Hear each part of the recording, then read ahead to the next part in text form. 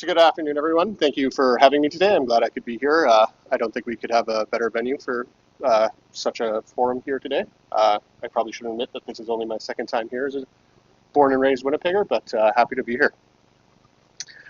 So I want to begin then by starting this discussion in who we are as Red River Métis people and why this topic is so central to our present, past, and future. The Red River Métis are a distinct Indigenous nation with deep historical, cultural, and political ties to the lands and waters of our homeland, particularly within the Red River Basin, which we are gathered on today. Our identity is not separate from these landscapes, it's formed by them. The river systems of this region have shaped where our communities settled, how they moved, and how they built economies, how they maintained cultural and social relationships across generations. So at the MMF, we are the democratically elected government of the Red River Métis.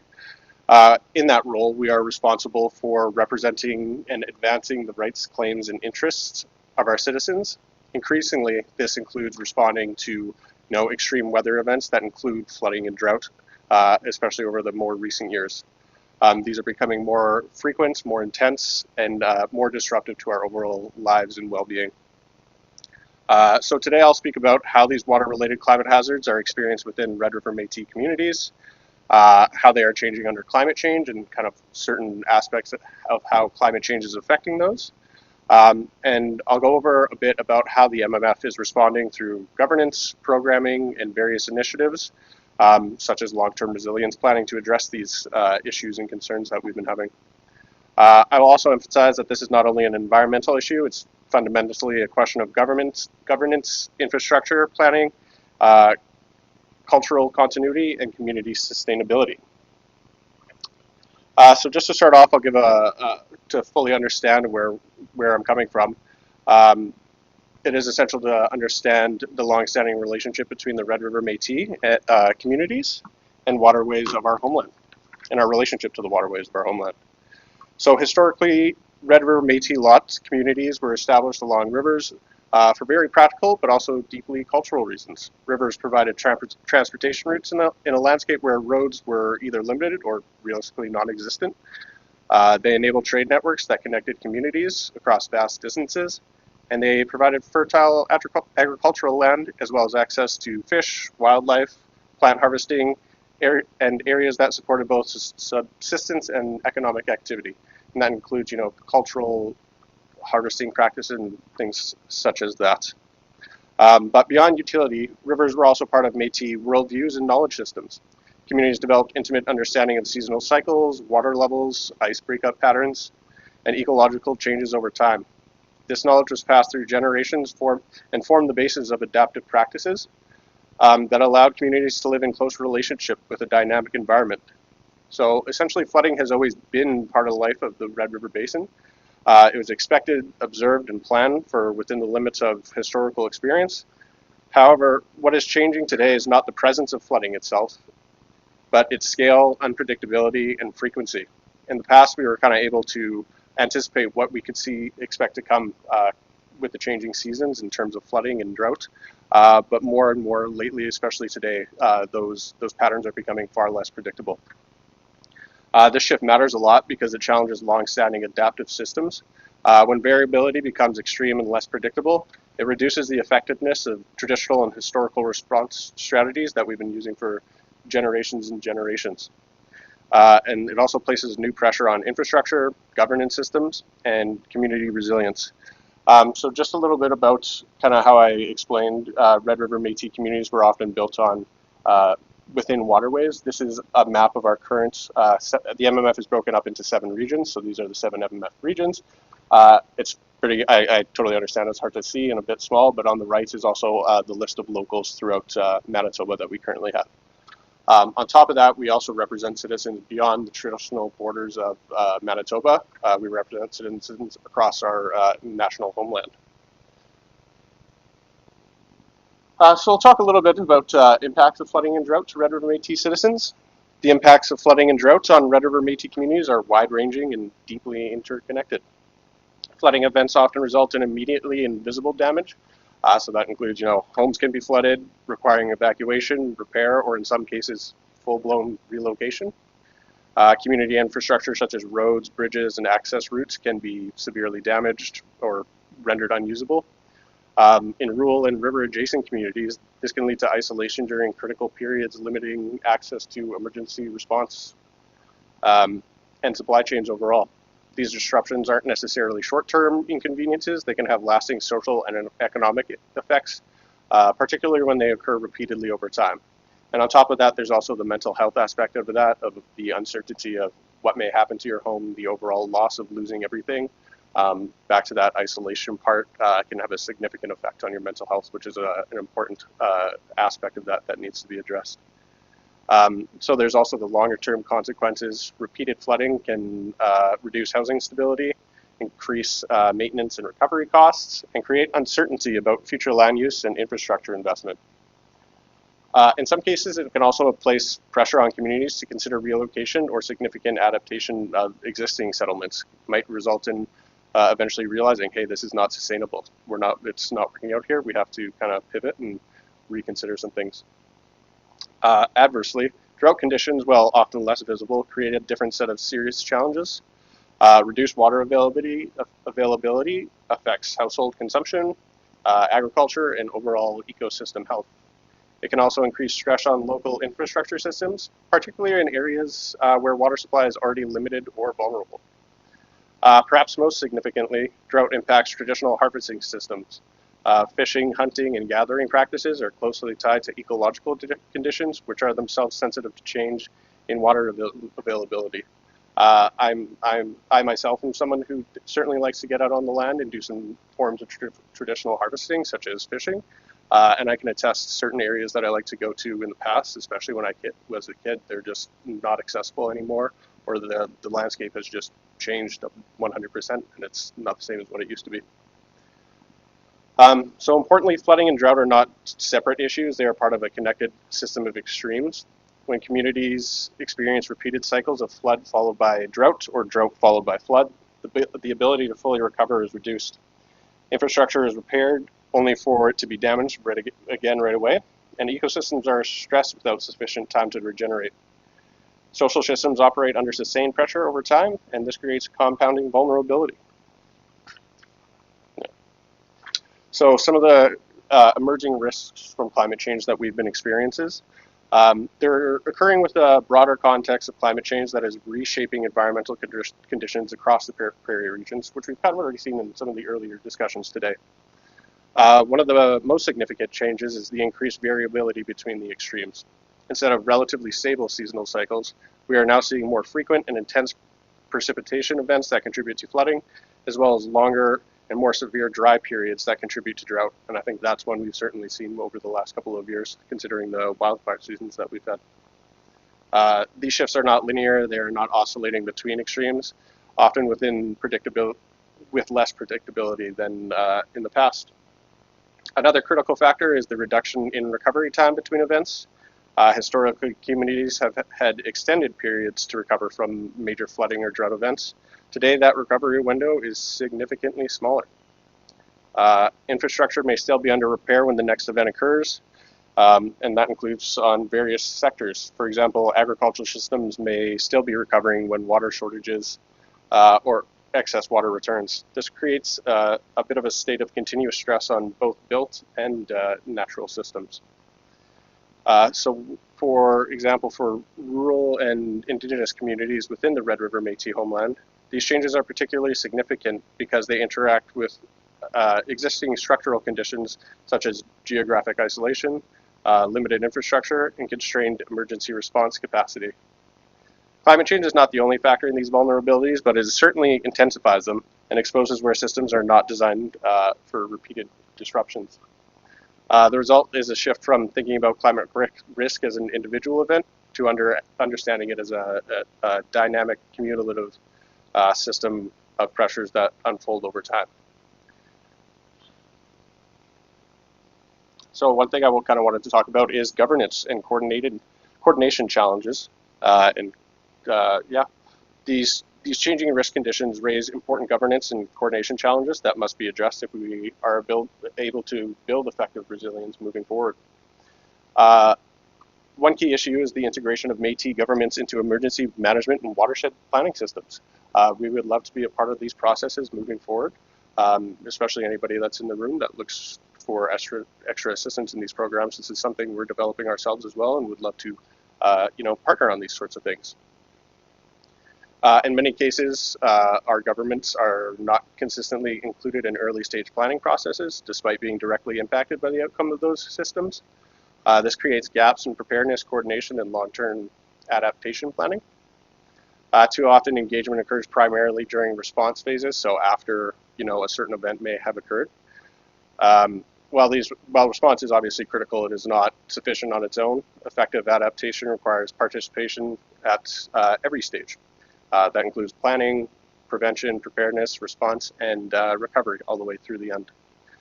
There's clear opportunity to strengthen how different orders of government work together. That includes mainstreaming climate adaptation, means ensuring that Métis governments are fully embedded within decision-making structures that affect their citizens and territories. Strengthening coordination across municipal, provincial, federal, and Métis governance systems is essential for building more coherent and effective climate resilience strategies.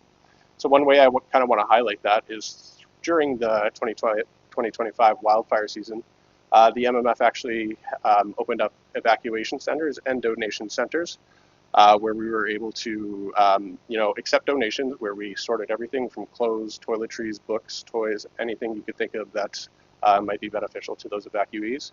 And then from there, we were able to ship them to actual evacuation centers that were able to provide not only Red River Métis citizens with those resources that they needed during these tough times, but we also helped other Indigenous groups and other Manitobans as well. And that's something we're always looking to expand on. Hopefully we don't have to do something like that again this year.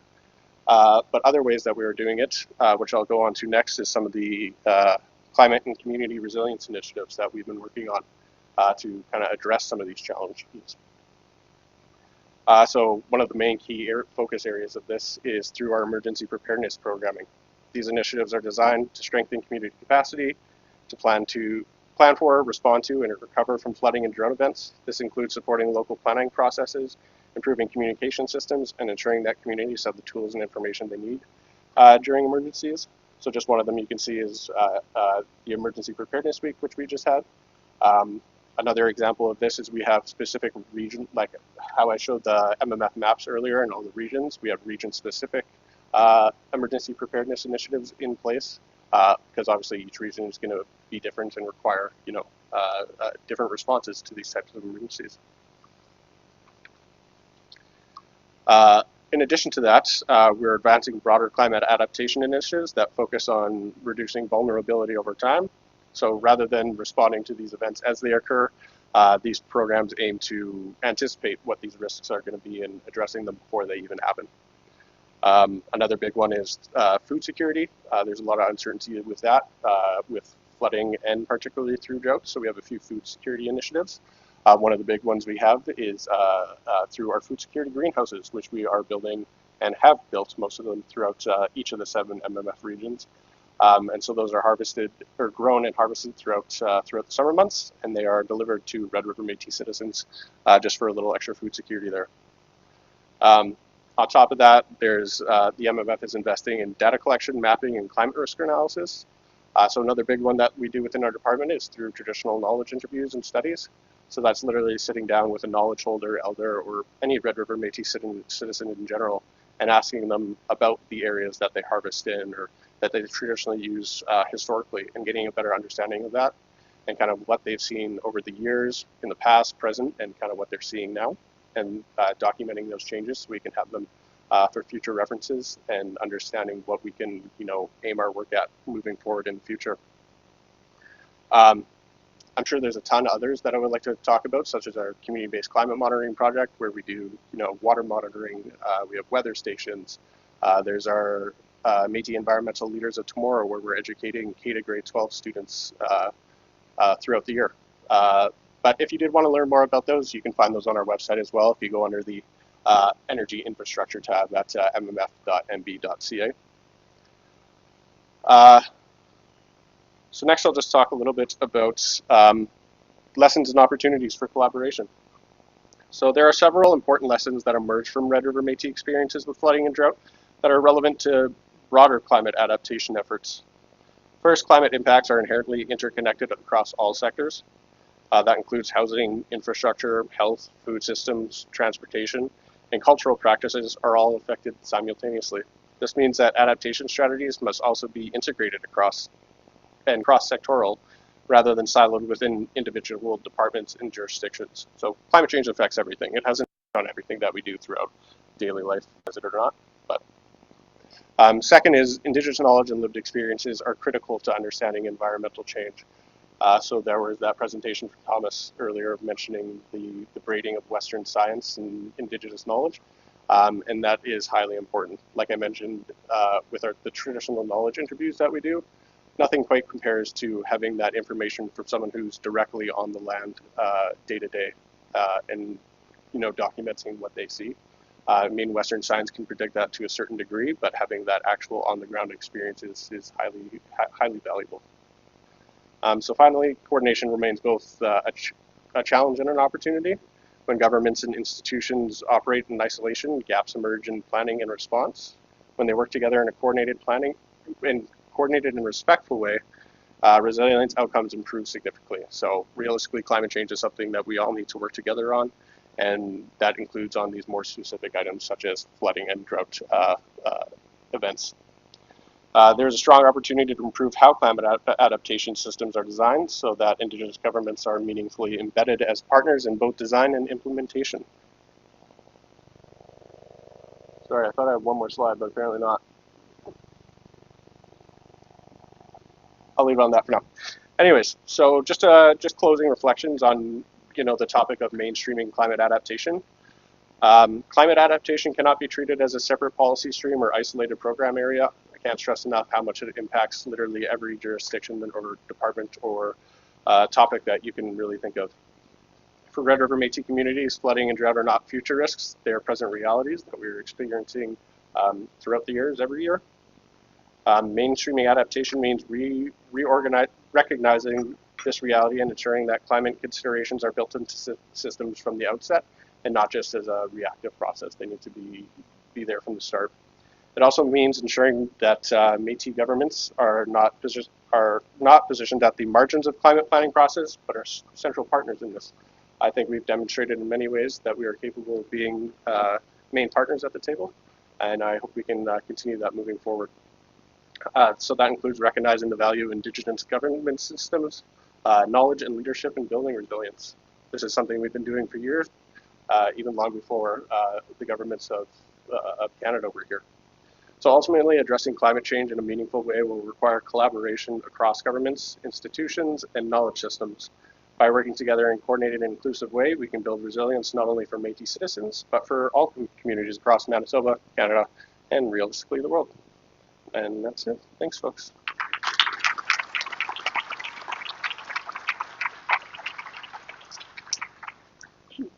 Thank you, Eli. That was just a really interesting insight into what the MMF is doing and representing their communities. So we'll open the floor to questions. Yeah. Hello. Yeah. Hi. I first want to give a compliment and then ask a question.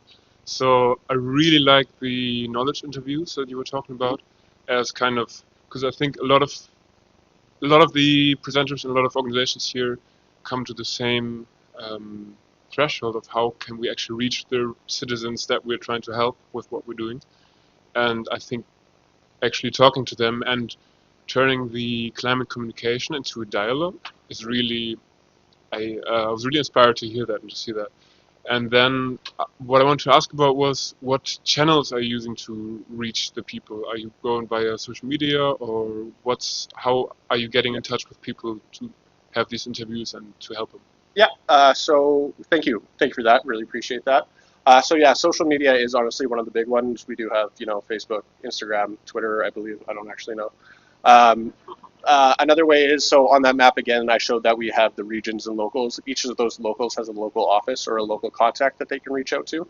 And all Red River Métis citizens are part of a specific local, so we can send information to them to reach out to them and be like, hey, we're looking for Red River Métis citizens. Is there anyone in your local that might be interested in participating in one of these interviews? So those are kind of the main ways. And then email, news blasts, that kind of thing. Oh, there's a question there. Sure.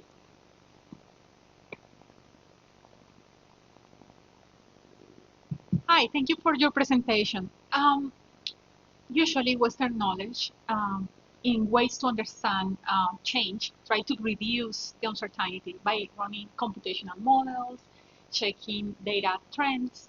But in your last slide, you mentioned that indigenous knowledge is strategic to understand change. Could you kindly expand on that lesson and from your perspective and from your community? Thank you.